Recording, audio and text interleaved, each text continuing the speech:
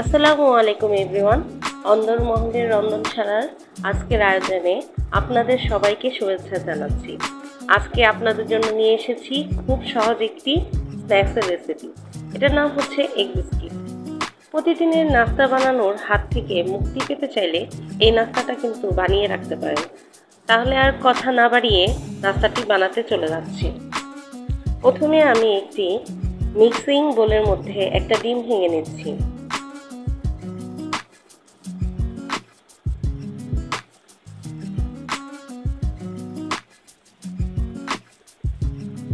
এর মধ্যে দিয়ে নিচ্ছি 3/4 কাপের মতো চিনি,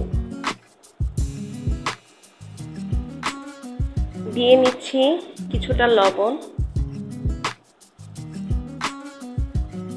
এখন আমি একটা হ্যান্ড উইক্সের সাহায্যে এগুলো একসাথে খুব ভালোভাবে মিশিয়ে নিচ্ছি। এখন দিয়ে নিচ্ছি সামান্য ভ্যানিলা এসেন্স, যাতে ডিমের স্মেলটা না আসে। এরপর দিয়ে নিচ্ছি 2 কাপ আটা,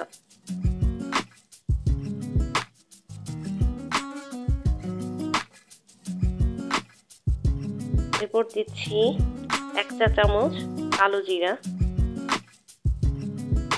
তারপর দিচ্ছি 1/2 চামচ বেকিং পাউডার, এরপর দিচ্ছি 3 চামচ সয়াবিন তেল,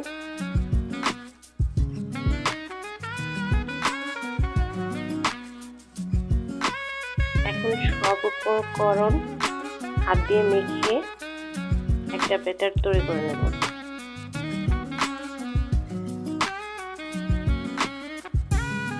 আমার ব্যাটার তৈরি করা হয়ে গেছে। এখন এটাকে আমি 3 ভাগে ভাগ করে নিচ্ছি।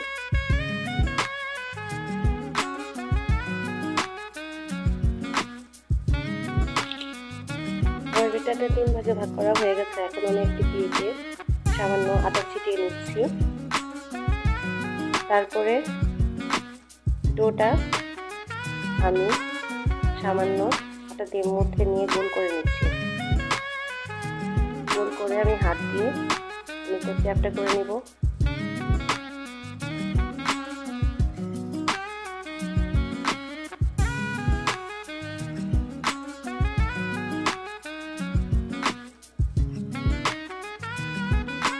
এখন আমি একটি বেলনের সাহায্যে রুটি বেলে নিচ্ছি। রুটি বেলার সময় দেখে নিচ্ছি রুটিটি পুরুত্ব ঠিক আছে কিনা, না হলে আর একটু বেলে নিচ্ছি।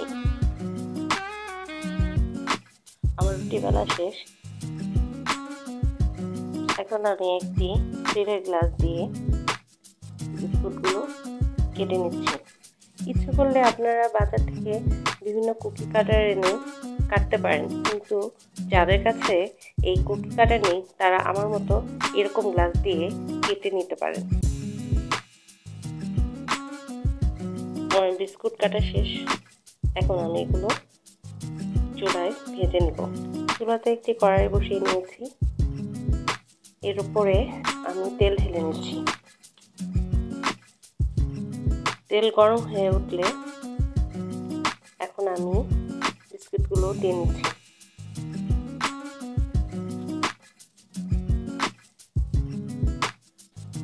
এখন আমি ভাজা কাটা দিয়ে বিস্কিটগুলোকে উল্টে পাল্টে নিচ্ছি। যখন আমার এই বিস্কুটগুলো লালচে বর্ণ বা বাদামি বর্ণ ধারণ করবে, তখন আমি এগুলো তুলে নেব। আমার এই বিস্কিটগুলো সামান্য বাদামি কালার হয়েছে। যখন এটা আরও বাদামি হবে তখন আমি এগুলো চুলা থেকে তুলে নেব।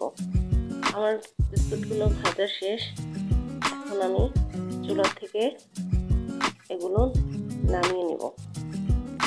বিস্কুটগুলো ভাজা হয়ে গেছে। এখন আমি একটা প্লেটে বিস্কুটগুলো তুলে নিচ্ছি। সেগুলো আপনারা একটা কিচেন টিস্যু ব্যবহার করতে পারেন, যাতে করে তেলগুলো শুষে নিতে পারে। এখন পরিবেশনের পালা। আপনার ইচ্ছা করলে এগুলো অনেক দিন পর্যন্ত সংরক্ষণ করতে পারেন। আর বিকেলের নাস্তায় এই রেসিপিটা ট্রাই করবেন। আশা করছি সবারই এই রেসিপিটা ভালো লাগবে, বিশেষ করে বাচ্চা বুড়ো সবারই এটা পছন্দ হবে।